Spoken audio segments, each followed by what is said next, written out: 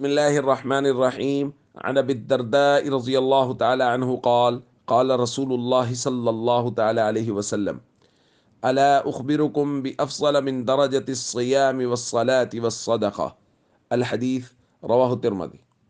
نبی کریم صلی اللہ علیہ وسلم نے ارشاد فرمایا، کیا میں تمہیں ایسی چیز کے بارے میں نہ بتا دوں جو درجہ میں نماز، روزہ اور صدقہ سے بھی افضل ہے؟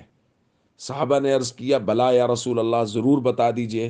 آپ صلی اللہ علیہ وسلم نے ارشاد فرمایا، صلاح ذات البین، آپس میں میل جول کرا دینا، یعنی اگر کسی کی لڑائی ہو گئی ہے تو ان کی آپس میں صلح کروا دینا۔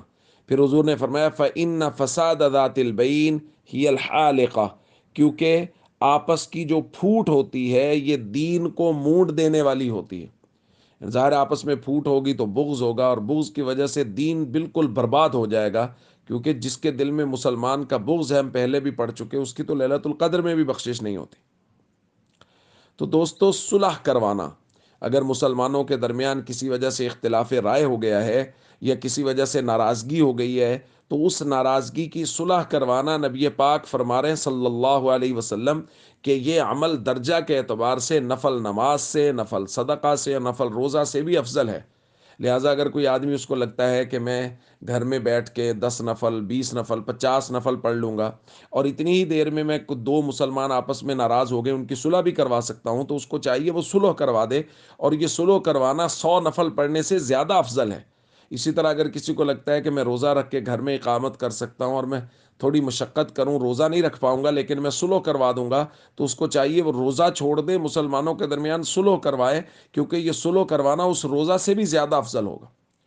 تو اس لیے نفل روزہ سے، نفل صدقہ سے، نفل نماز سے زیادہ افضل ہے مسلمانوں کے درمیان صلح کروانا۔ دیکھیے کتنا بڑا عمل ہے صلح کروانا، لیکن یہ بات یاد رکھیے کہ اس سے مراد نفل نماز ہے۔ کوئی آدمی فرض نماز نہیں چھوڑ سکتا یہ سوچ کے کہ میں تو مسلمانوں کے درمیان صلح کرواتا ہوں۔